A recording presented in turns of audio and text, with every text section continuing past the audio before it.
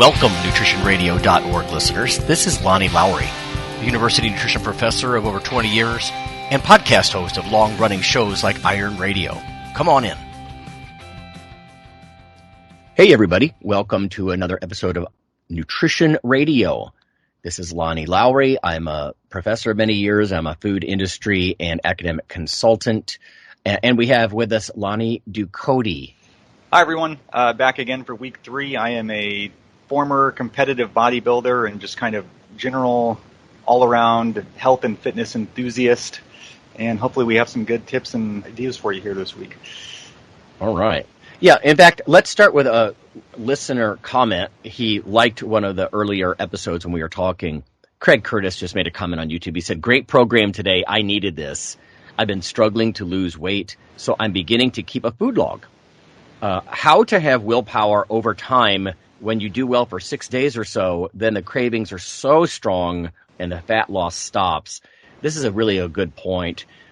We may have a partial answer today with when we talk about non-exercise physical activity. Like, one thing you could try to do is crank up the physical activity. But, yeah, that could be a whole topic of its own. Lonnie, I know you had commented to him like, wow, we could cover that as a whole topic, you know. Yeah, it's really tough when cravings set in. It's a mix of discipline, but also choosing something that's doable, like we talked about before. There's a lot rolled into that one, but I totally, empathize with that.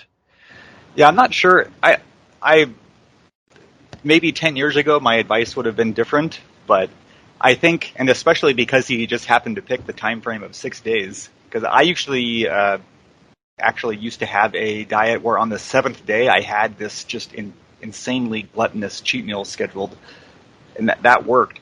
So I would say if you genuinely are going 6 days with zero dietary discretions, I would just say, plan for the 7th day to give into those cravings and make that part of the diet. So you're not failing, because a lot of this dieting stuff is so mental as opposed to just, run the numbers and stuff.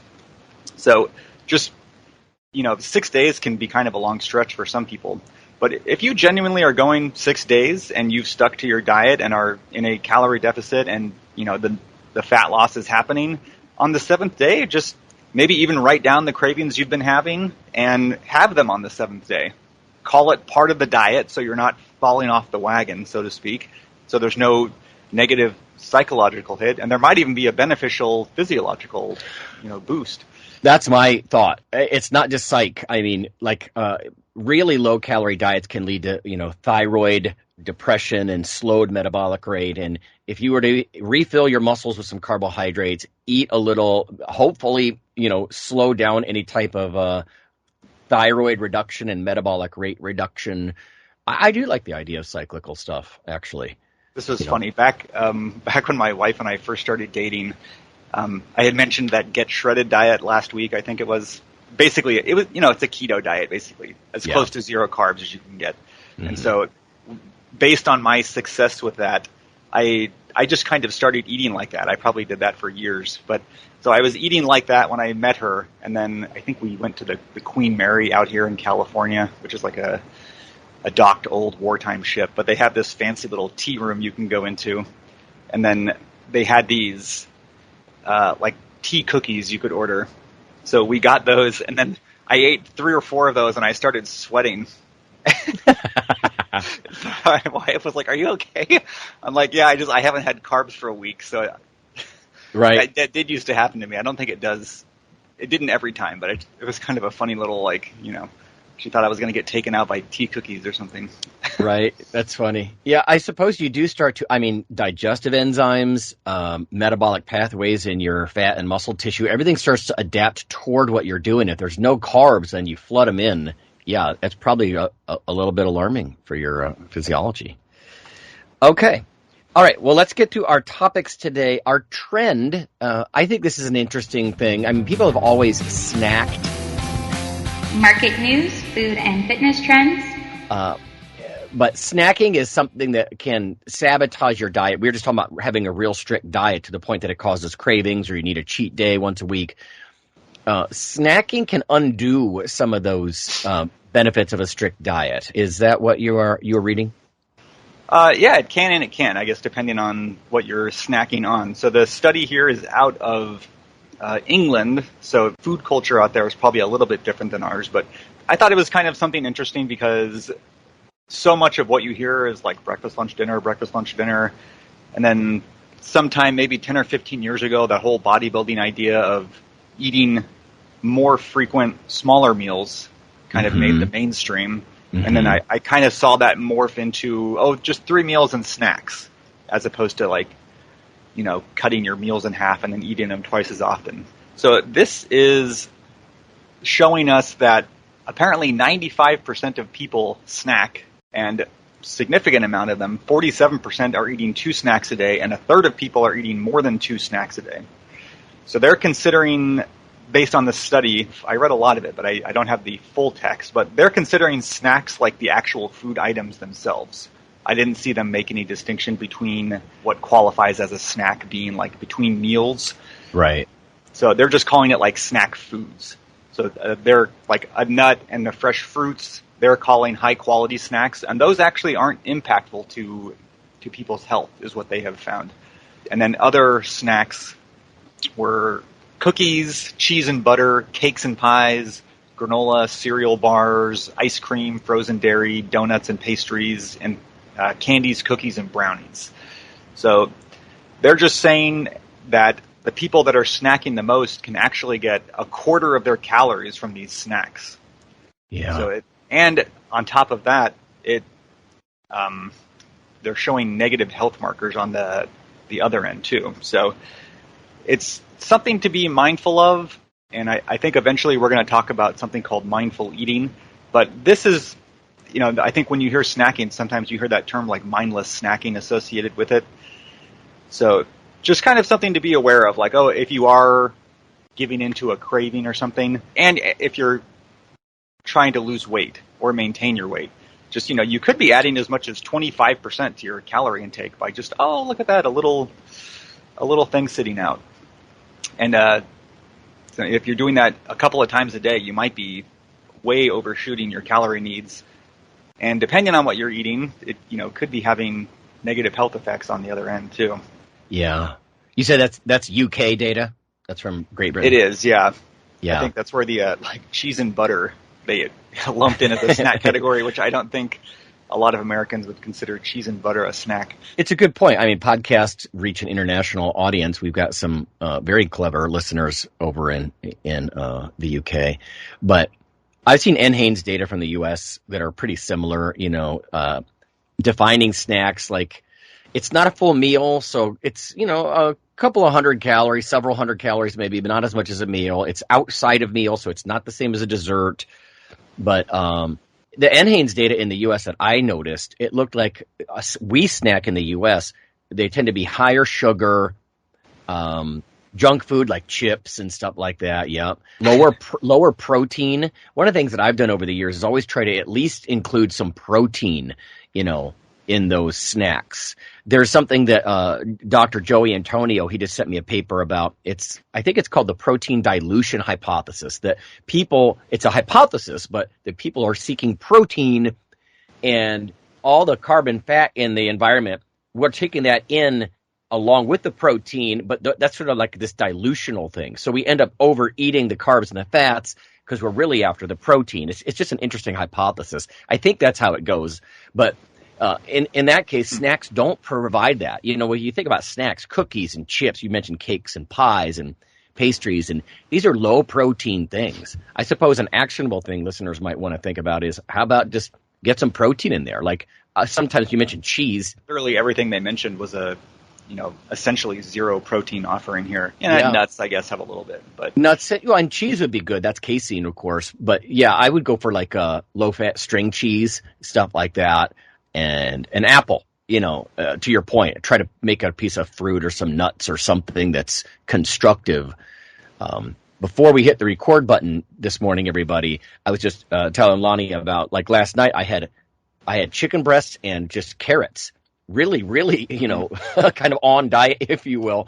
And then a little bit later, it's sort of bedtime snack, I guess. I was just kind of eating Samoa's cookies, those chocolate coconut things from the Girl Scouts, sabotaging my effort, like living proof, right? For what those things are. I mean, they're so good, but I think one of them has like 150 calories or something, if I remember right. Oh, great. I mean, they are so sneaky with how they. 142 calories in one Samoa. Oh no, 2 cookies. Okay, that's not terrible. Well, and I think you touched on this a little bit, but snacking is dangerous when it's mindless too. Like if you've got a bag of chips and you're watching a movie, I could eat the whole thing. I mean, I used to eat a lot when I was in my bodybuilding days, so I can still eat a lot, and I need to really watch that because I'll eat a whole box of cereal. I'll eat a half a gallon of ice cream.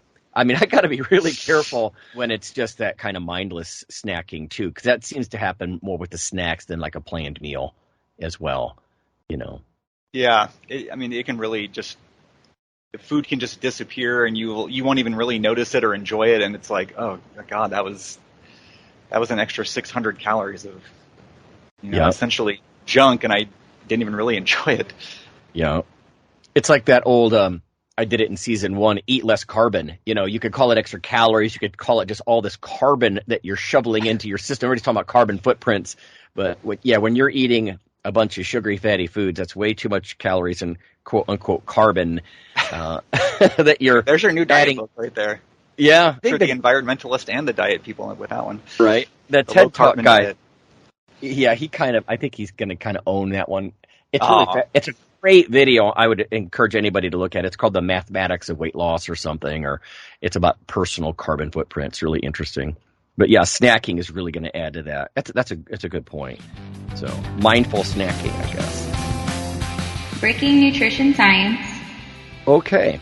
All right. Next up. So we were going to also talk about extreme diets and how they can take a toll. So we were already talking about, what was it called? The Get Shredded diet, like it's basically ketogenic. That's pretty extreme. That's extreme stuff. I know when I competed, every couple of weeks, I would reduce my carb intake by about 50 grams a day. So, I might start at 400 grams of carbs every day as a baseline. And then for a couple of weeks, I'd eat 350. And then for a couple of weeks, I'd eat 300. And then a couple of weeks, I'd eat 250. And all during that time, I would be adding more and more just walking on a treadmill, like before breakfast, walk uphill on a treadmill, trying to add even more. It was a progressive kind of diet, but the diet was extreme because by the last month, oh my God, it was almost just protein. Now, right. That was a target date diet because I was going to compete in a bodybuilding show and I needed to be like 4% body fat, something crazy. But that's very extreme. And I always wondered, would it take a toll? And what you were reading suggests that it might, right? Yeah, so this is a study out of Japan here, and they followed 81,000 people over 9 years. So that to me, that's a pretty robust data set there. So they're saying that extreme dietary habits for carbohydrates and fat affect life expectancy. And digging through the study here, the numbers are that men who consumed less than 40% of their calories from carbs experienced significant higher risks of all-cause and cancer-related mortality. So that's kind of a strike against the low-carb crowd there. And then also for fats, an intake of higher than 35% had the same effect. Higher risks from all-cause and cancer-related mortality. And then that saturated fat was inversely related, but only in women. So that's kind of interesting there. Yeah. Considering men, I guess, are kind of sometimes considered the, caveman, eat meat kind of crowd. Well, I could see that there's been data for a long time about how low-calorie diets work to increase lifespan, right? And some of that early data, maybe not early, but 20 years ago, there were some researchers we were just discussing, everybody. Ingram, there were quite a few. A couple of Japanese universities were involved with this, but they were suggesting glycolysis is sort of the key. And other researchers have taken this baton and looked at this as well. Like overeat carbs, you're running glycolysis, right, the carb breakdown pathway in your tissues. And that is part of the problem. So it might not just be calorie restriction, but carb restriction. And if you think about it, if you overeat carbs, you end up over time with, more blood sugar spikes, especially if you're not doing it wisely. You end up with more like what are called AGEs, advanced glycation end products, like your tissues get gummed up with carbohydrates, the most famous being HbA1c, right, gummed up hemoglobin in your blood, but even in your tissues. I've had a cool little device in the past and worked with a colleague, and we've looked at AGE buildup because they're in foods, but they're also in your body. So I could see the carb thing. Carb restriction, I would think, would be good. That's interesting that you're saying it could be bad when you push it too low. It might be that they're compensating for the low carbs by eating other naughty things. I don't know. The fat part makes sense to me too. I mean, if you overdo fat, you're shoveling in more calories and carbon probably, but also just fatty foods. Like, yeah, a lot of this goes back to what we were saying with choosing healthy snacks. And I know what you're talking about here is more like a population broad kind of study. But it's very curious that if you overdo one way or the other, it's sort of that argument for metabolic flexibility, you know, that Mike Nelson's always talking about. Like, you know, it's probably just better to take that almost Buddhist-like middle path instead of the extremes. You know, like when you tune an instrument, you can't tune it too tight, you can't tune it too loose. It's got to be right in the middle. and that's kind of a weird metaphor for this, maybe. I thought it was interesting because I think, especially to maybe new people or young people full of enthusiasm and everything about this, that some kind of extreme really feels like that's where the answer is going to be, right? Like, oh, I can't just eat a third and a third and a third and lose fat that way with some kind of moderate calorie restriction. I have to completely cut out carbohydrates and, you know, chop my calories in half. That's where I'm going to find the results I've been seeking, especially, and everyone, I think, myself included, they want the results as quickly as possible. So some kind of extreme solution, I think, is very psychologically appealing. This is kind of showing that, you know, this doesn't speak to any kind of fat loss effort or anything, but it is kind of showing like, well, you know, health-wise, doing that extreme stuff may have some kind of cause associated with it, regardless of what other benefit you're getting out of doing something extreme. Right. I would use this information to maybe just, if you are on some kind of extreme diet, you know, I guess in this case we're calling extreme some kind of significant reduction in carbohydrates. Because basically, I think when you decrease your carbs, you're kind of de facto increasing your fat. So just maybe take that as a wake-up call that maybe you need to visit the doctor a little bit more often than someone with a more middle-of-the-road kind of diet, or get your blood work done independently somehow. Mm-hmm. So just, you know, I think that kind of makes sense, right? If you're doing some kind of extreme thing, it requires a little bit more of a close eye on how things are going with the system in general. Yeah, I would encourage listeners to go check out, there's a concept called AMDR from the U.S. government, the Acceptable Macronutrient Distribution Range. And it's literally the Fed saying, hey, eat about this percent protein, about this percent carb, and about this percent fat. That's what they consider a healthy range for these macros. So if you want to go a little bit more extreme, it prevents you from going so extreme that like you're hardcore keto. And nothing against the keto people. I get it. There's some benefits there. But, yeah, AMDR would be an interesting concept I think people could go educate themselves about. There are so many extreme diets out there that I think this was an interesting one. That, you know, the more extreme you go, maybe the more and, you know, basically every diet that is out there is focused on fat loss. You know, yeah. They throw in a little bit of energy and focus and that kind of stuff into the mix, but I haven't heard any diet focus on all-cause mortality reduction diet. So right. But this is saying that, you know, maybe that is kind of, if you have your eye on that kind of thing, this is something to look for, where maybe something like the Zone diet had it right all those years ago. Right. Absolutely. In fact, you had recently mentioned, like, I think when people go extreme, because, yeah, that's appealing from a marketing perspective. It almost seems milquetoast to just do this AMDR or the 40-30-30 or whatever it is that you might do for moderation. But like you said, the extreme diets usually have this mechanism, this magical, sexy thing that they're saying, oh, this is why you have to do it, you know, and that's why it's going to work. But this study is suggesting not if you want to live a long time, probably, at least on a population level. You know. Right. All right. Cool stuff. All right. So that's a good one. We also have a tip this week. What do we have in our tip section? We were going to talk about like non-exercise physical activity, or NEPA. Some people call it NEAT, non-exercise activity thermogenesis.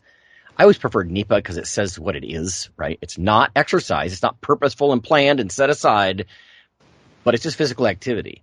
And so you were going to talk about that as something people could add into the calculus when they're trying to manage their weight and stuff. Weight management tips. Yeah, basically ways to get your activity up without setting aside a specific time to quote unquote exercise. Like, you go to the gym to exercise, but these are ways you can get a little bit of extra activity without a specific time thing set aside. And this idea has been out there almost to the point of parody. Like, if I park a mile away from the grocery store kind of thing. But this is kind of like that. You park at the far end of the grocery store. If you live in an office environment, maybe you walk up the stairs instead of taking the elevator. So I'm not going to be breaking any new ground with a lot of people here, but it is just something to keep in mind. Like, hey, how can I add a little bit of activity? And the idea is that if you do enough of that during the day, and then you do that over the course of the days, weeks, and months, it really does add up to some significant amount of activity. I've even read, depending on how ridiculous you want to get with it, back in my bodybuilding days, like fidgeting. You can just, if you're at a desk, you can just be bouncing your foot. Right. And then there's some really in the weeds stuff. Like, I used to drink a lot of cold ice water because apparently you have to that cools your body, and then your body has to expend energy getting your metabolism back up from the hit that the cold water does to it. And I used to go so far as to chew sugar-free gum throughout the day.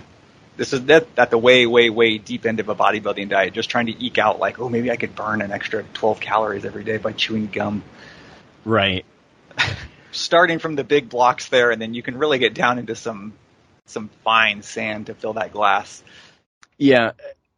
I know that we were talking about this on Iron Radio not that long ago, that Frank and Victor Catch, who write a classic exercise phys textbook, they wrote a book called The Fidget Factor, and it was about that. You're tapping your knee and your fingers on the table, and you're chewing gum, and you're doing all this stuff and how it adds up. I think it's cool that the technology can, in fact, help us track this stuff, partly along the lines of what you were saying. Yeah, I've used it with clients in the past where, hey, if you're going to diet and cut calories, you might have less energy, you might feel sluggish. You've got to keep an eye on how many steps a day you're getting, or if you wear a watch, it might be how many total movements, because accelerometers, it depends. Is it on your hip? Is it on your wrist? We've done some research with that. But keeping track of that kind of stuff, however you want to go about it, I think is an important thing to keep an eye on, because if you are going to do a target date diet and you're cutting calories in a progressive way, you're going to have to add in physical activity more and more. And you can't spend like 6 hours at the gym.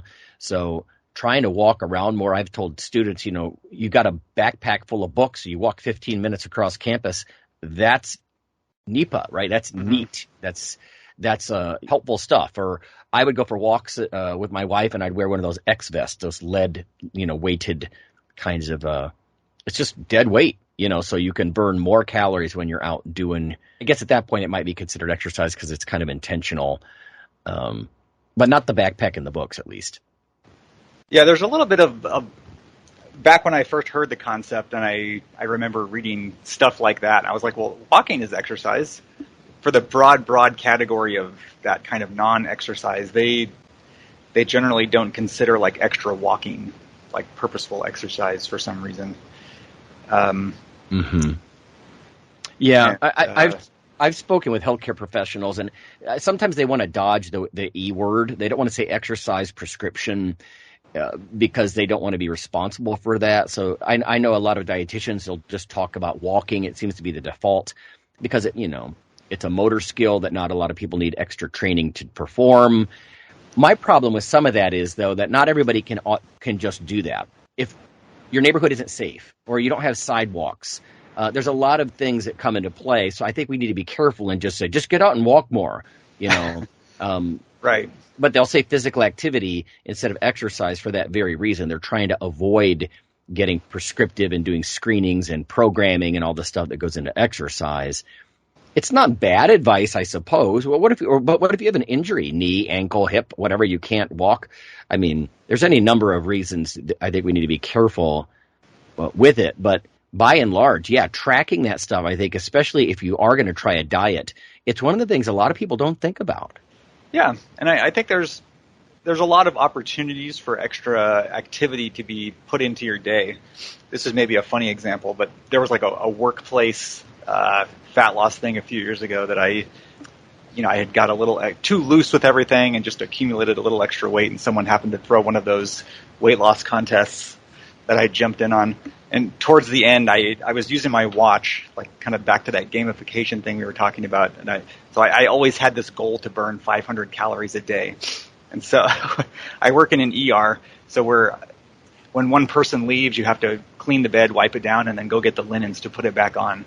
And so the way I decided to implement this was, as I was making the beds, there's a fitted sheet, the draw sheet, and then the pillowcase that you have to get for every bed. And so I would go get the draw sheet, or go get the fitted sheet, put it on, then go back and get the draw sheet, put it on, and back and get the pillowcase. Right. A buddy of mine sees me doing that. He goes like, why don't you just take all of the covers there at the same time? I felt like kind of a doof. I mean, I'm just trying to get some extra. I'm trying to hit my 10,000 steps for the day. Yeah. I thought I was kind of shoehorning this unnoticeable activity, and my friend was like, "What are you doing? Like, what? Yeah, you idiot! Take all 3 sheets at the same time and save yourself the activity." But it's a good point that you don't want to be efficient when you're trying to just waste calories, right? So he's like, "Well, that's silly. You're not being very efficient." Yeah, that's the point. That's the point. You know what? There's a lot of other things. I mean, it'd be neat to go find a big list of this kind of stuff. I used to think about mowing. Like, I have a corner lot at my house, and I'm a push mower kind of guy. And, that's about 45 minutes or so. It would take me maybe 60 to mow. And it's enough to get my heart rate up, definitely. It's not planned exercise, but it would be folly for me, especially when I was training my butt off 6 days a week, not to at least count that into the equation, work around the house, like mowing and digging and all that kind of stuff.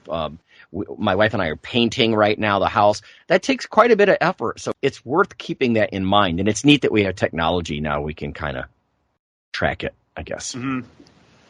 All right. Our last topic today, then, rant, product review, or recipes, is your review. So I was not familiar with this. I've heard of the concept of custom blend proteins before, but you had a specific one, and they even do more than protein.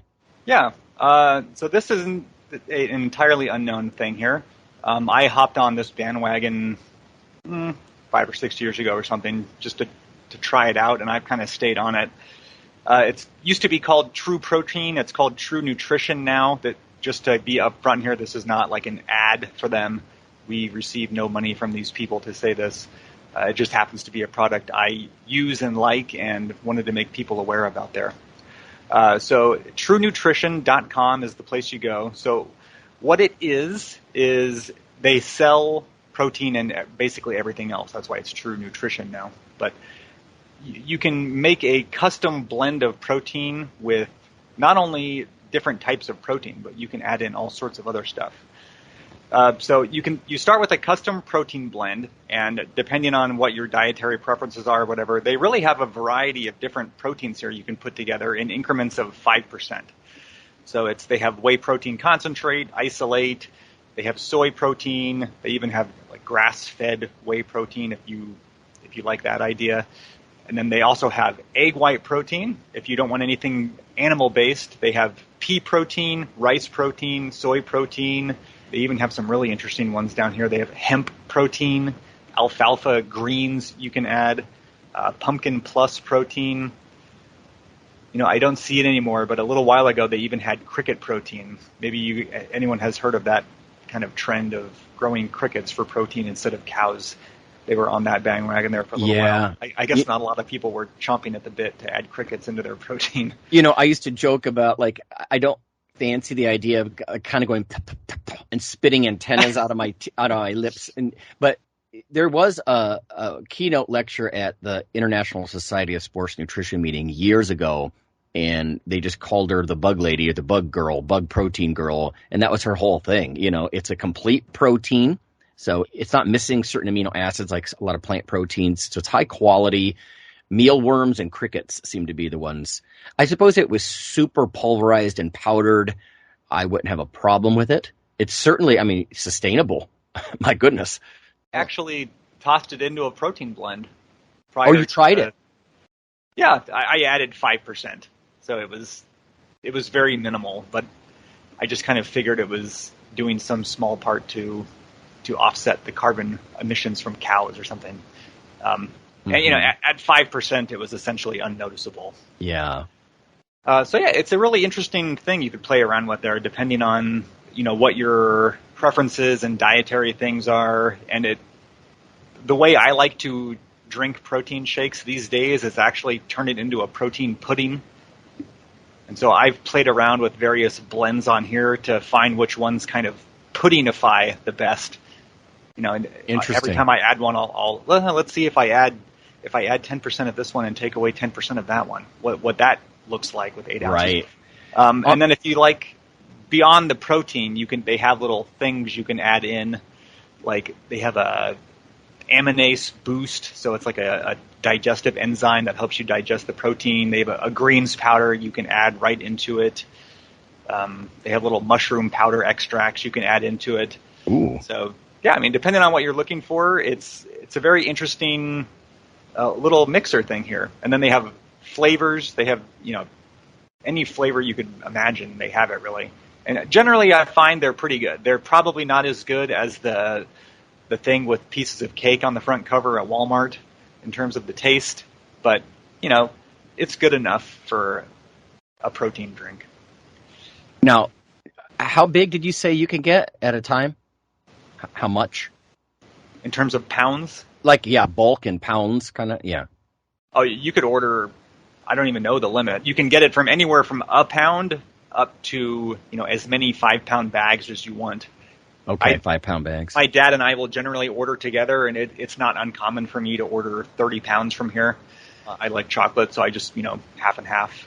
What a great idea to order to go in with somebody, because when you buy in bulk, it's going to be cheaper, I'm looking at Walmart right now. It's about, it's usually around $30 for like a 2-pound bag of protein. They have some good brands there, Optimum, other proteins there. Of course, it's just going to be one thing.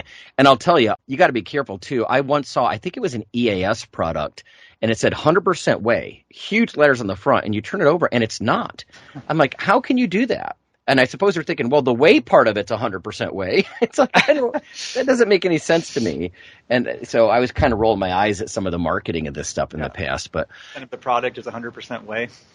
Right. No, exactly. I'm like, is that the rationale? How can you say that? Even muscle milk, when you buy in like a corner gas station, it'll say non-dairy. I'm like, it's like whey and casein. It's milk proteins. Like, what?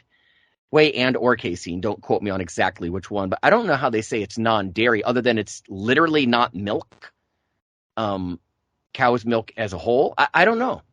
It's weird. But I think you got two gold nuggets. The one is the go in with a buddy, a training partner, or somebody, a couple, and bulk order, so you could bring that price per pound down. I really look at that price per pound.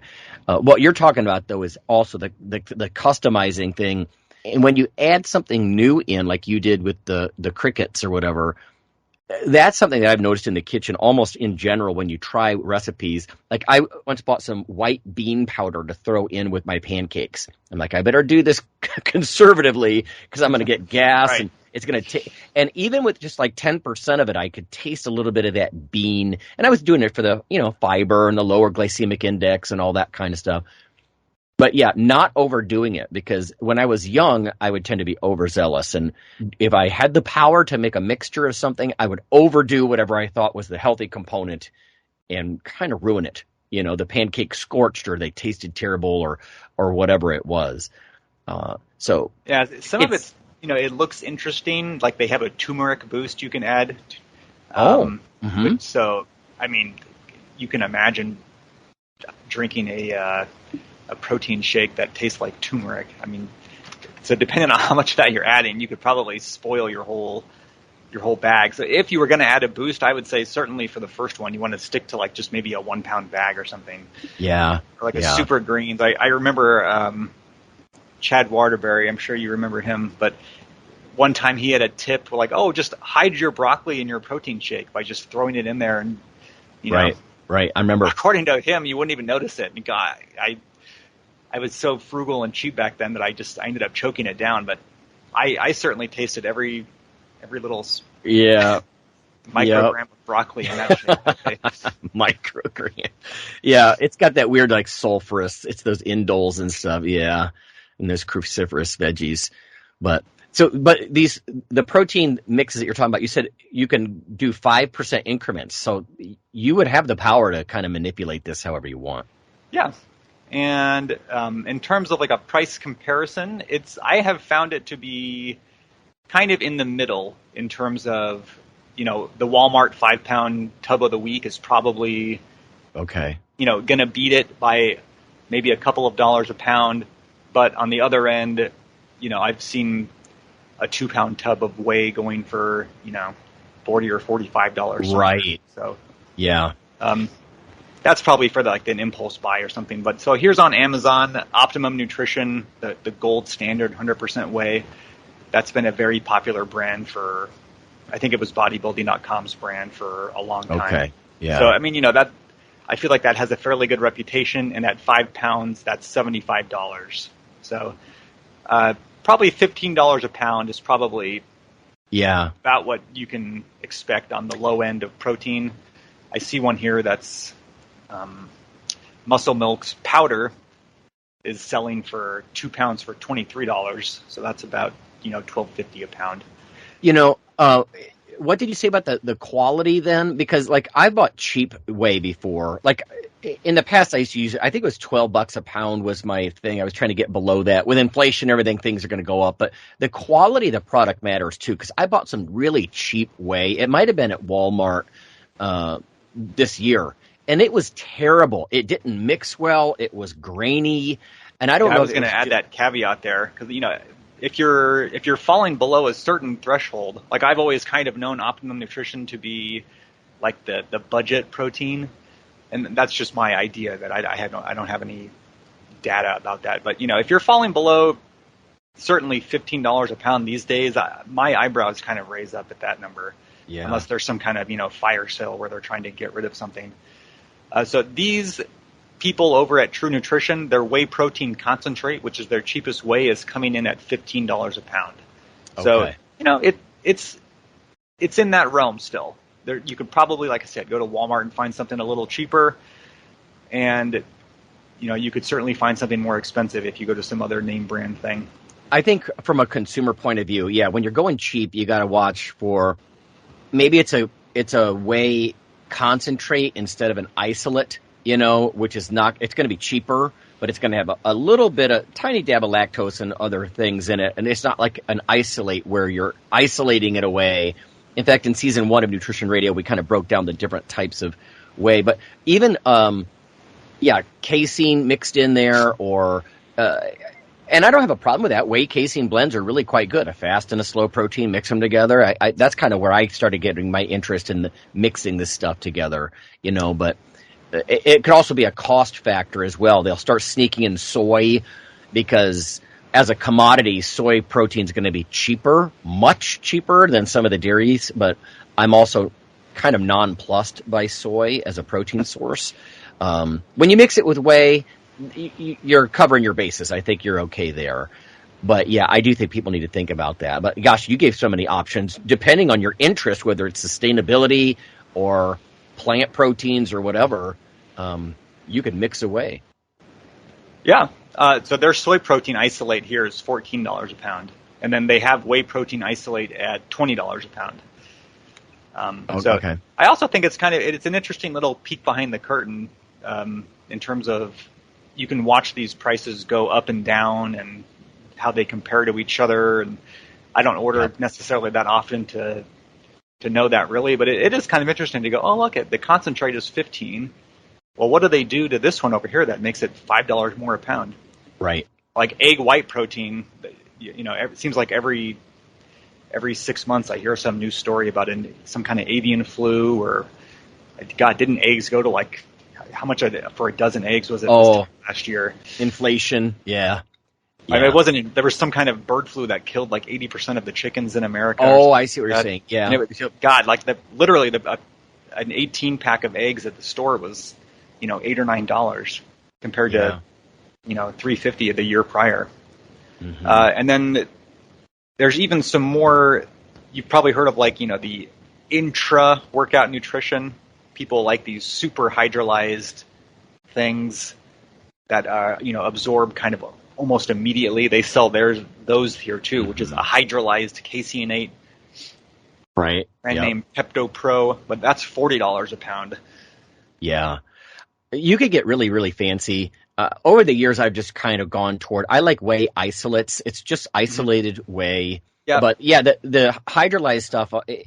They wouldn't call it on a container pre-digested because that sounds gross, but that's kind of what they are. They're enzymatically, broken down into smaller peptide chains and stuff, so you could get them in really quickly. I'm sure you could probably find some acute protein synthesis data in the human body that they're a little more anabolic, but on a day in, day out basis, I just sort of concluded, at least for my own purposes, meh. For the price, it's not probably worth the, I think for Christmas one year, my brother got me a bag of unflavored hydrolyzed whey. That was He's he's in the know. He's like a science and fitness kind of guy. So I'm not sure how much of a goof he was playing on me, but like literally, you opened this bag of stuff and it smelled like vomit. Oh yeah, like you said, it's they call it hydrolyzed, but it's pre-digested protein. Yeah, you just opened it up and. I think I did eventually sprinkle some of it into my protein over the course of a year and got rid of it. But to just mix that into a 16-ounce glass of water and chug it, you'd have to, whatever the word beyond dedicated is. Yeah, and pay so much more for it, on top of it. Right. It's 3 times the cost and 100% more misery. Right. Now I can understand. You'll see hydrolyzed like elemental formulas for people that are very ill, of course, or in infant formulas and stuff. They can't digest it. If you get digestive problems, that stuff can be a godsend, I imagine. But yeah, if it's just for general like weight control and fitness reasons, we were just talking about snacking. I always try to include some kind of protein in the snacks because protein is by far the most satisfying and satiating of the macros. So yeah, if I am going to sit down and have those Samoas, have it with some milk or a little whey protein in some milk or something like that, just so I can feel like I'm doing myself a favor, I guess, with the snacks, keep up my muscle mass or something, the satiety and all that. So yeah, just in terms of like what I actually do, they have one called US Milk Protein, which is the thing you were talking about earlier. It's like kind of a de facto blend of casein and whey. So yeah, just the single protein by itself gives you the blend of 2 proteins, and that's at $16 a pound. So 2 pounds for $32, which is kind of right in line with 15 pounds for $5 from Amazon. So, there's a little tip there if you're looking to take your protein game to the next level, or maybe get a little weird with your protein and add in some mushroom extract and turmeric.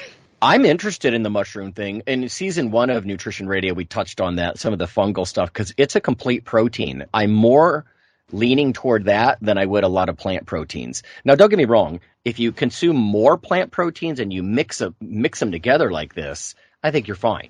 But I am very interested in the fungal proteins and stuff. They have a reishi mushroom, a chaga mushroom, lion's mane. Oh, and, wow. They have some other stuff, too. Like I said, the turmeric, the ashwagandha powder, maca powder, and psyllium seed husks. I would be careful, just as a consumer tip. You don't want to go nutso. Like Lonnie said, not only could the turmeric make your I mean, this would be way beyond golden milk. You could end up really ruining it from a flavor perspective. But even stuff like lion's mane, some of these mushrooms are psychoactive, and I don't mean like magical mushrooms, but lion's mane is one of those nootropic compounds, and there's some real science behind lion's mane. I'm really interested in that. So you have to be careful with the dose of that kind of stuff, I imagine, as well, because you're mixing it yourself. But yeah, the only boost I've ever added was like a protein enzyme boost. I don't really know if it does anything, but I figure for it cost $1 a pound. I figure it might make the protein a little more readily available to my body. So there it is. Yeah. All right. Okay, well, there's our 4 topics. We've got the snacking trend. We're talking about extreme diets and the possible impact on lifespan. We talked about non-exercise physical activity, or NEPA or NEAT, and then that review of a online place to mix your own proteins. All right, cool stuff. Any closing thoughts?